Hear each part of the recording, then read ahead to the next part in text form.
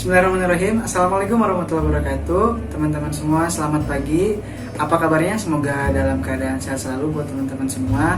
Kali ini kembali lagi dengan saya yang insya Allah bakal nyampein materi tentang OTK kepegawaian di kelas 12. Nah, jadi teman-teman simak ya pembelajaran OTK kepegawaian kali ini. Baik, pada mata pelajaran OTK kepegawaian kali ini kita akan sharing-sharing tentang peraturan pemerintah ketenagakerjaan. Nah, agenda materinya insya Allah kita bakal bahas 5 bahasan terlebih dahulu terkait PP ketenagakerjaan ini. Yang pertama adalah pengertian hukum perburuhan dan ketenagakerjaan. Yang kedua adalah pengertian dan sumber-sumber hukum perburuhan.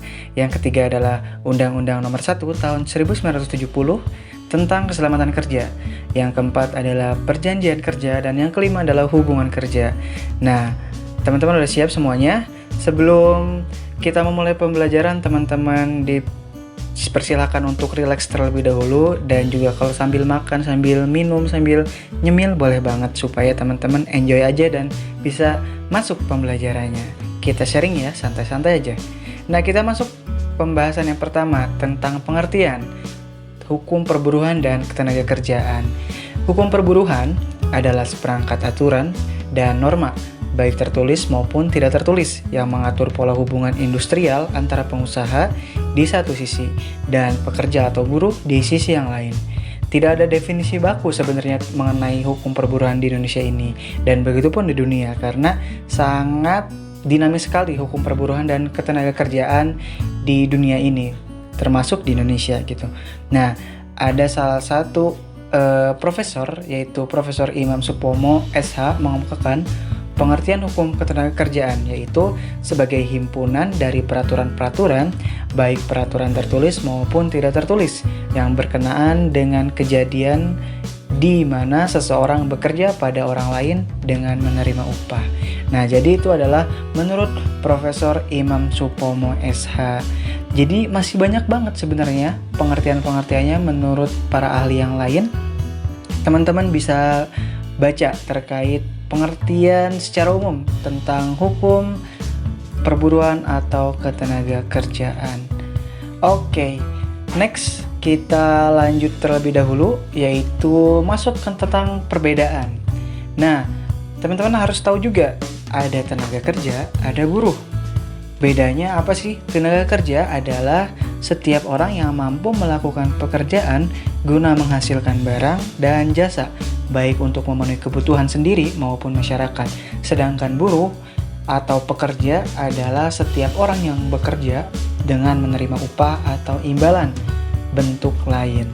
Nah, jadi itu tenaga kerja itu pokoknya mampu melakukan pekerjaan, menguasai teknik khusus, dan bisa menghasilkan sesuatu gitu, guna memenuhi kebutuhan gitu. Itu adalah tenaga kerja gitu.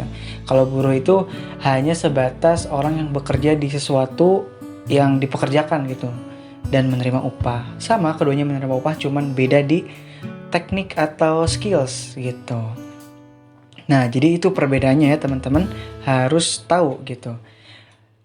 Next, tentang sumber hukum perburuhan dan ketenagakerjaan di Indonesia. Nah, sumber hukum perburuhan dan ketenagakerjaan di Indonesia itu gak hanya satu aja, tapi ada sampai 6 jenis. Ini yang diakui dan dijalankan. Kalau di luar sana masih banyak lagi. Jadi ini hanya yang diakui dan dijalankan. Oke, yang pertama, kita masuk aja. Yang pertama adalah undang-undang. Nah, undang-undang merupakan aturan yang ditetapkan oleh Presiden dengan disetujui oleh anggota Dewan Perwakilan Rakyat atau DPR gitu. Nah, jadi pengganti undang-undang tuh ya bisa juga Perpu gitu yang memiliki hukum setara dengan undang-undang ini. Nah, jadi teman-teman, undang-undang adalah hukum paling atas untuk mengatur hukum perburuhan dan ketenagakerjaan di Indonesia. Yang kedua adalah peraturan lain. Peraturan lain itu merupakan cakupan atau turunan dari undang-undang, yaitu yang merupakan salah satunya adalah peraturan presiden, keputusan presiden, dan keputusan instansi atau yang lainnya. Itu adalah peraturan di bawah undang-undang. Jadi teman-teman pasti tahu ada peraturan-peraturan lain gitu, termasuk peraturan pemerintah ini gitu. Lanjut, yang ketiga adalah tentang kebiasaan. kebiasaan itu bisa disebut juga norma gitu. Kalau teman-teman tahu, norma atau kebiasaan itu biasanya hukum yang tidak tertulis. Jadi yang biasanya dilakukan secara berulang-ulang. Dan biasanya banyak pihak yang mentaati aturan ini, yang tak tertulis ini, karena ya itu udah jadi kebiasaan dan gak ada keluhan biasanya gitu. Lanjut, yang keempat adalah putusan hukum. Putusan hukum ini menjadi aturan hukum yang harus ditaati berikutnya. Hanya saja putusan hukum ini berlaku secara terbatas, karena biasanya ini secara sistematik gitu. Mulai dari MK terus disahkan kemana sampai diterima gitu oleh hakim gitu. Dan biasanya putusan hukum ini ya terbatas gitu, nggak dipakai oleh semua instansi gitu. Yang kelima adalah perjanjian kerja. Perjanjian kerja itu biasanya terlibat atau melibatkan pemilik usaha dengan karyawan yang bekerja di sana gitu. Nah, hanya saja secara umum perjanjian ini hanya mengikat kepada pihak yang berkaitan secara langsung, yaitu ya pemilik usaha atau perusahaan dan juga orang yang bekerja atau karyawan.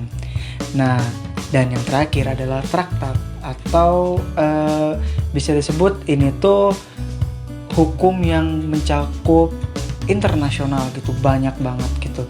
Tapi biasanya hukum traktat ini di Indonesia secara otomatis nggak jadi sumber hukum perburuhan dan ketenagakerjaan yang utama gitu. Ini hanya adalah pilihan atau opsional saja gitu.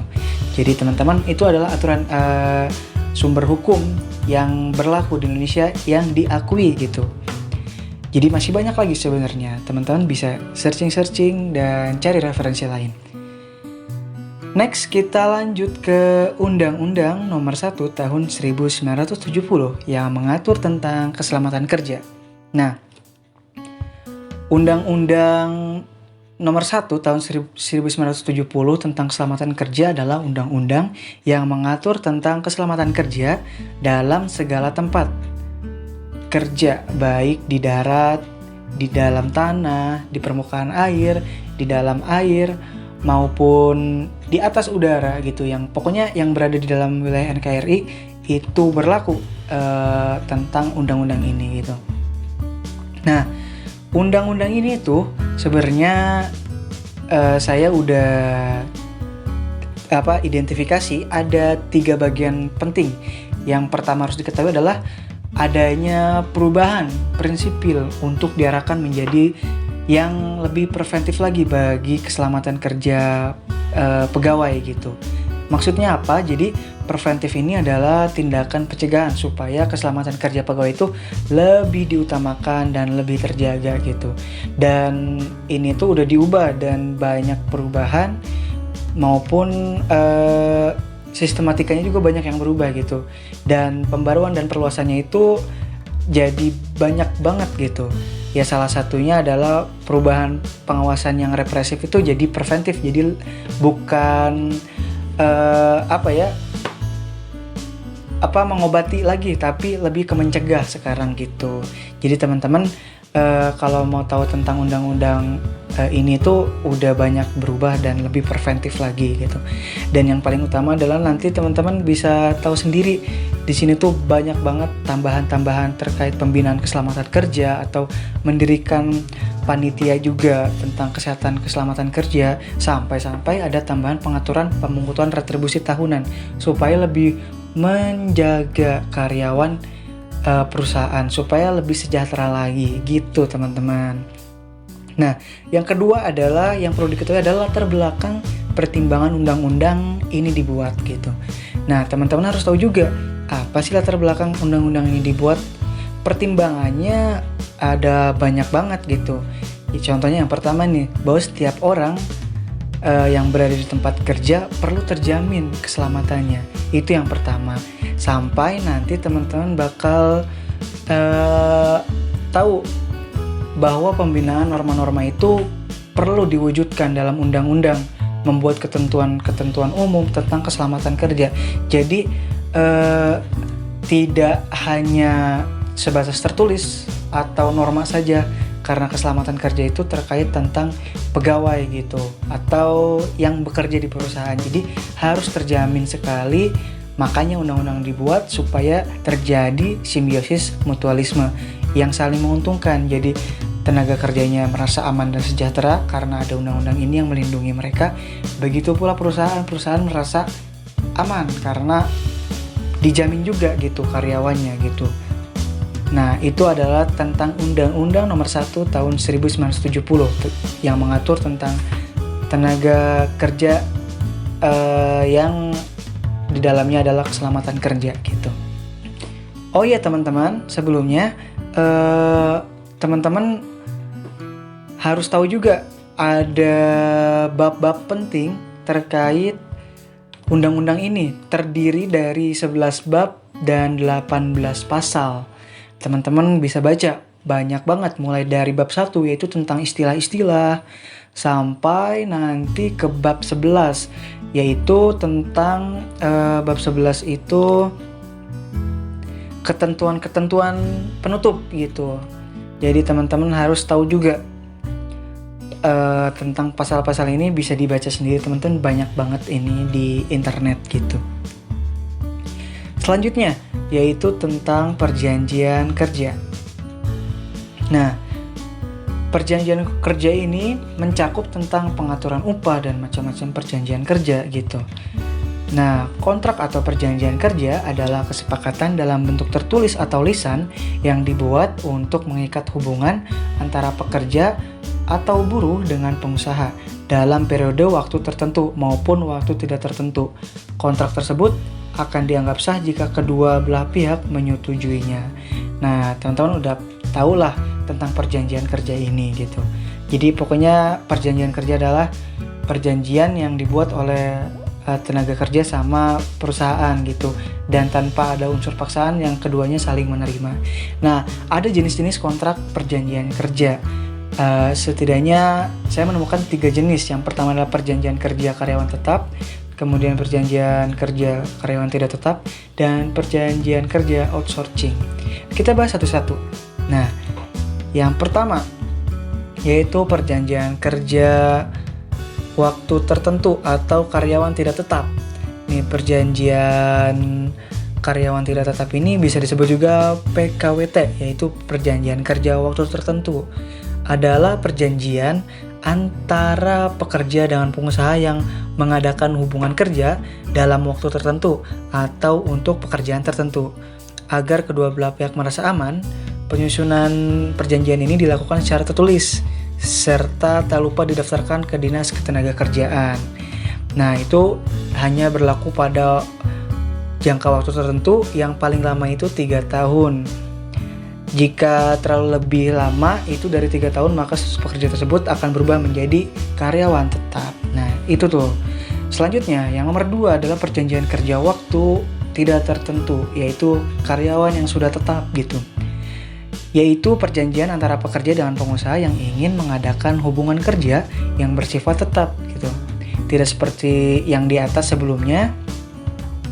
Perjanjian ini dibuat secara lisan biasanya, serta tidak wajib didaftarkan ke instansi atau ketenagakerjaan gitu.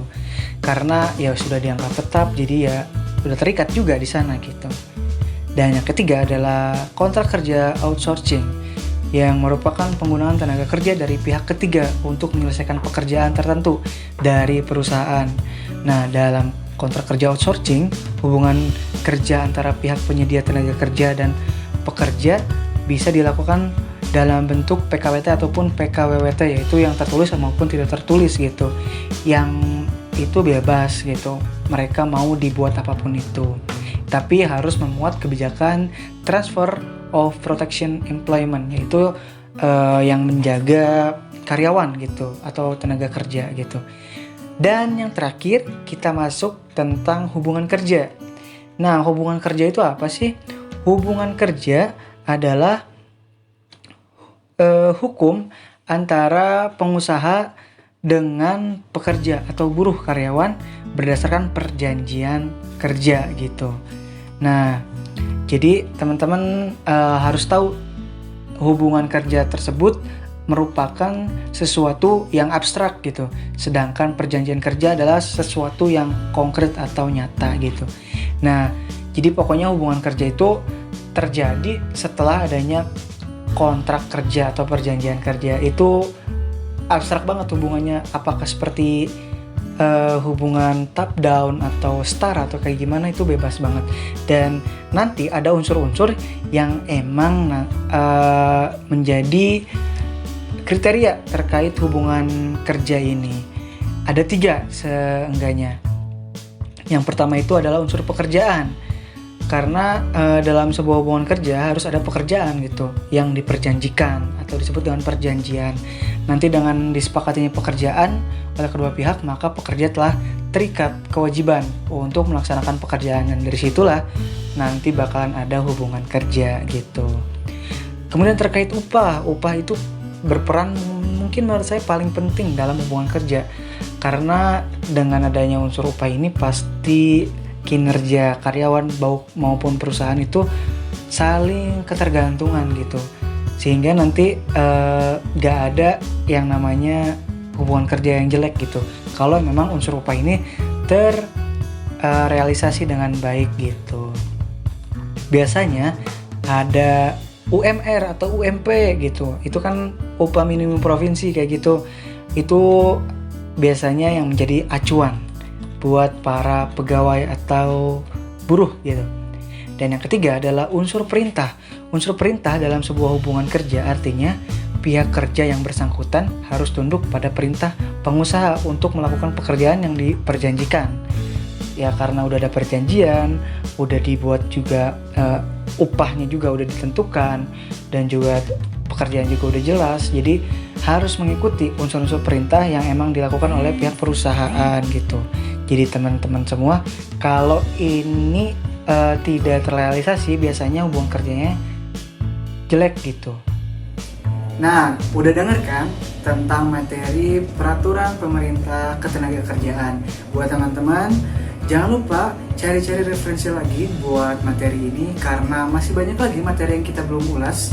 Jadi teman-teman harus lebih banyak referensi supaya nanti di pertemuan selanjutnya teman-teman bisa lebih paham terkait materi peraturan pemerintah terkait ketenagakerjaan. Untuk itu, sampai jumpa kembali di pertemuan selanjutnya. Assalamualaikum warahmatullahi wabarakatuh. Selamat teman-teman buat belajar.